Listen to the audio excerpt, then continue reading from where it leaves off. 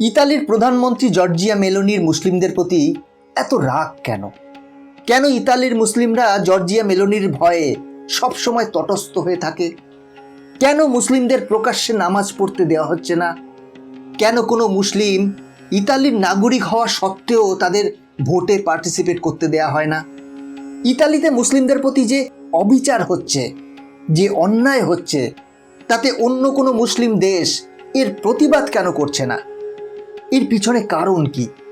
বন্ধুরা, আজ এই ভিডিওতে এর সঠিক কারণগুলো তুলে ধরার চেষ্টা করব, তাই ভিডিওটা অবশ্যই শেষ পর্যন্ত দেখুন। সবার প্রথমে আপনাদের বলে দিই, ইতালিতে প্রায় 16,70,000 বিদেশি মুসলিম থাকে। আর ইতালিতে যারা স্থায়ী মুসলিম আছে, যাদের ইতালীয় মুসলিম বলা হয়, তাদের সংখ্যা প্রায় 5 লক্ষের কাছাকাছি। যদি পুরো মুসলমানদের গণনা করা হয় তাহলে 22 থেকে 23 লক্ষ মুসলিম আছে ইতালিতে। কিন্তু ইতালির বড় বড় নেতাদের শুরু থেকেই বক্তব্য, ইসলামদের যে সংস্কৃতি আছে সেটা ইতালির বিরুদ্ধে। মানে ইতালির সংস্কৃতি আর ইসলামের সংস্কৃতি এই দুটো একে অপরের সাথে একদমই মেলে না। এখানে ইতালির প্রধানমন্ত্রী জর্জিয়া মেলোনির বক্তব্য, ইসলামিক যে সংস্কৃতি আছে তা ইউরোপের সাথেই মেলে না। ইতালিতে যে মুসলিমদের সংখ্যা আছে তা টোটাল জনসংখ্যার মাত্র 7%। আপনি জানলে অবাক হবেন, ইতালিতে যে মুসলিমরা আছে সরকার তাদের হিসেবেই ধরে না। সরকার গণনাই করে না যে এদের জনসংখ্যা কত আছে। এবং আরেকটি অবাক করা বিষয় হলো, ইতালিতে এখন অবধি ইসলাম ধর্মকে মান্যতাই দেওয়া হয়নি। এর কারণ হলো, যে স্থানীয় সম্প্রদায় আছে বা স্থানীয় ইতালিবাসী আছে তারা মুসলিম বিচারধারার বিরুদ্ধে বিরোধ প্রদর্শন করছে। ফলে ইতালির সরকার শুরু থেকেই ইসলামকে ধর্মের দরজা দিতে অস্বীকার করে আসছে। আর যখন কোনো সরকার কোনো জাতিকে একটি ধর্মের নজরে দেখেই না বা পরিচয় দেয় না, সেই কারণে ইসলাম ধর্মের কোনো গুরুত্বই নেই তাদের কাছে। আর এটা নিয়ে অনেক ইসলামিক দেশ এবং ইতালির মুসলিমরা যার পর্নায় ক্ষুব্ধ। কিন্তু মেলোনির বক্তব্য, তিনি যা করছেন ঠিক করছেন। শুধু তিনি একাই যে বলছেন তা কিন্তু নয়, ইতালির জনগণও কিন্তু তাই বলছেন। ইতালির জনগণও চায় না যে মুসলিমদের প্রাধান্য দেয়া হোক। ইতালির নেতারা বলেন, আমাদের এখানে যদি ইসলাম বেড়ে যায় তাহলে আমাদের সংস্কৃতি শেষ হয়ে যাবে। এই জন্য না তো ইসলামকে ধর্মের দরজা দিয়েছে, না তো আগত সময়ে দেবে। ইতালিতে অস্থায়ীভাবে 7 থেকে 8টি মসজিদ বানানো হয়েছে। অস্থায়ী এই জন্য বলছি কারণ ইতালি সরকার মসজিদ বানানোর অনুমতিই দেয়নি। ফলে ইতালির মুসলিমরা বাধ্য হয়ে কোনো গ্যারাজ বা অন্য কোনো জায়গায় নামাজ পড়ে। কিছুদিন আগেই পিউ রিসার্চ সেন্টার একটি সার্ভে করে। সেই সার্ভে অনুযায়ী ইতালির 61% মানুষ যারা ইতালির মুসলিমদের ব্যাপারে নেগেটিভ ভাবনা চিন্তা রাখে। আর এই বিষয়ে ইতালির জনগণ সব সময় সজাগ থাকে। ওনারা ফ্রান্সকে দেখে শিখেছেন, কীরকমভাবে ফ্রান্স বিদেশি শরণার্থীদের আশ্রয় দেওয়ার পর, সব ধরনের সুবিধা দেওয়ার পর তারা এখন কিভাবে ফ্রান্সে উৎপাত করছে। তাই তারা এখন চান না মুসলিমরা ফ্রান্সে থাকুক। ফ্রান্সে বর্তমানে 2200 মসজিদ আছে, যার ফল এখন ফ্রান্স ভোগ করছে। বিক্ষোভ, রাস্তা অবরোধ এখন রোজকার বিষয় হয়ে দাঁড়িয়েছে ফ্রান্সে। ফ্রান্সের লোকেরা এখন তিতি বিরক্ত হয়ে আছে। ইতালিতে সবচেয়ে বেশি জনসংখ্যা আছে খ্রিস্টানদের। আপনাদের বলে দিই, ইসলামিক বিচারধারার বিরুদ্ধে জর্জিয়া মেলোনি খোলাখুলিভাবে বলেছেন। তিনি বলেছেন, আমাদের এখানে ইউরোপে ইসলামের কোনো জায়গা হবে না। মেলোনি আরও বলেছেন, তিনি বলেছেন, ইতালিতে তৈরি মুসলিম সংস্কৃতি বাড়ানোর জন্য সৌদি আরব থেকে পয়সা আসছে। সৌদি আরবে শরিয়া আইন লাগু আছে, যেটা সমগ্র বিশ্বে লাগু করার চেষ্টা করছে তারা।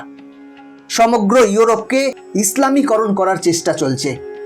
আমি কখনো ইসলামকে না ইতালিতে আর না ইউরোপে কোনো জায়গা দেওয়ার পক্ষে নই।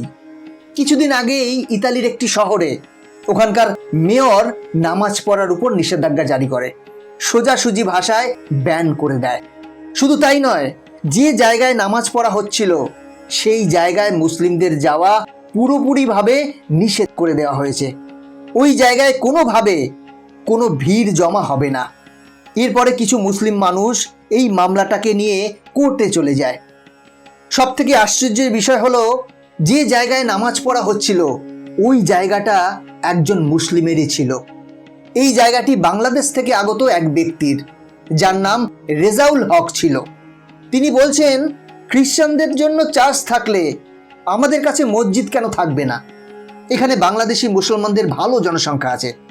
যখনই এই প্রশ্ন মেয়রকে করা হয়, তখন মেয়র বলেন, আমি চাই আমাদের দেশে যেন কোনোভাবে ধর্মীয় কট্টরতা না বাড়ে। আমার যে কাজ সেটা হলো, যে নিয়ম আছে সেটা যেন ভঙ্গ করা না হয়। আমার কাজ এটা নয় যে আমি মসজিদ বানিয়ে বেড়াই। মেয়র আরও বলেছেন, এখানে মুসলিম প্রবাসীদের সংখ্যা অনেক হয়ে গেছে, এই তথ্যকে লুকোনো যাবে না। এদের সংখ্যা অনেক আছে বলেই আপনি এটা ভাববেন না যে এদের অধিক সংখ্যার জন্য আমরা আমাদের নিয়ম বদল করব। এটা কিন্তু ঠিক নয়। না তো আমি পাল্টাবো, আর না তো আমাদের সরকার পাল্টাবে। আপনাদের বলে দিই, ইতালিতে অনেকবার মসজিদ খোলার চেষ্টা করা হয়েছিল, কিন্তু পুরোপুরিভাবে ব্যান্ড হওয়ার কারণে বারবার সেই চেষ্টা ব্যর্থ হয়।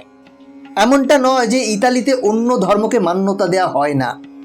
ইতালিতে 13টি ধর্ম আছে যাদের অফিসিয়াল ধর্মের দরজা দেওয়া হয়েছে, যার মধ্যে হিন্দু ধর্মও আছে, যেখানে মেলোনি নিজেই হিন্দু ধর্মকে প্রমোট করছেন।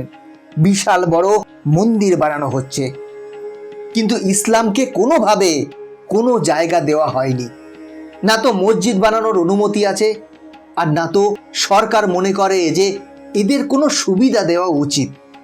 তো বন্ধুরা, ইতালির বিচারধারা মুসলিমদের প্রতি কি, এর থেকেই আন্দাজ করা যাচ্ছে। একবার এক মুসলিম ইলেকশনের জন্য দাঁড়িয়েছিলেন। তখন জর্জিয়া মেলোনি বলেছিলেন, আমি চাই না কোনো মুসলিম রাজনৈতিকভাবে অংশীদারিত্ব পাক। 2016-তে উনি বলেছিলেন, আমাদের এখানে মুসলিম প্রবাসীদের এন্ট্রি দেওয়া বন্ধ করা উচিত। আর এর 3 বছর পর 2019-এ খোলাখুলিভাবে ফেসবুকে লেখেন, যদি মুসলিমদের মনে হয় যে তারা আমাদের ঘরে জিহাদ করবে, তো সময় চলে এসেছে যে ইসলামী প্রবাসীদের আটকে দেওয়া হোক। 2022-এ মেলোনি ক্ষমতায় আসার পর একটি বিল পাশ করেন, যেটা ছিল ওয়ার হাউস, যাকে মসজিদ হিসেবে ব্যবহার করা হচ্ছে, তার উপরও ব্যান্ড লাগানো হয়। ইউরোপের যে যে দেশ ইসলামের বিরুদ্ধে বলেছে, সেই সরকারে ক্ষমতায় এসেছে, মানে সেই দেশের জনগণ তাকেই ভোট দিয়েছে। যেমন নেদারল্যান্ডে যে প্রধানমন্ত্রী হয়েছেন, তিনিও ইসলাম বিরোধী বয়ান দিয়েছেন। জর্জিয়া মেলোনি, বেলজিয়ামের প্রধানমন্ত্রী, ডেনমার্কের প্রধানমন্ত্রী, তারাও ইসলাম বিরোধী বক্তব্য রেখেছেন ভোটের আগে। যেই ইসলাম বিরোধী বক্তব্য রেখেছেন সেই জিতেছেন ভোটে। ইতালিতে প্রকাশ্য রাস্তায় নামাজ পড়ার উপরেও নিষেধাজ্ঞা রয়েছে, আর মসজিদের জন্য সরকার কোনো পারমিশনই দিচ্ছে না। এই কারণে দিচ্ছে না কেননা ইতালির বক্তব্য, আমরা আমাদের সংস্কৃতিকে বাঁচাতে চাই, আমি আমাদের সংস্কৃতির সাথে কম্প্রোমাইজ করতে পারবো না। মেলোনির মতে সমগ্র বিশ্বের উচিত নিজের সংস্কৃতিকে রক্ষা করা। বন্ধুরা, আপনাদের কি মনে হয়, ইতালির সরকার যে পদক্ষেপগুলো নিয়েছে সেগুলো কি ঠিক করছেন নাকি ভুল করছেন? কমেন্ট করে অবশ্যই জানাবেন। আজকের ভিডিও এখানেই শেষ করছি। এই চ্যানেলে নতুন হলে চ্যানেলটি সাবস্ক্রাইব করে বেল আইকনটি প্রেস করে রাখবেন পরবর্তী ভিডিও দেখার জন্য। ভালো থাকবেন, সাথে থাকবেন।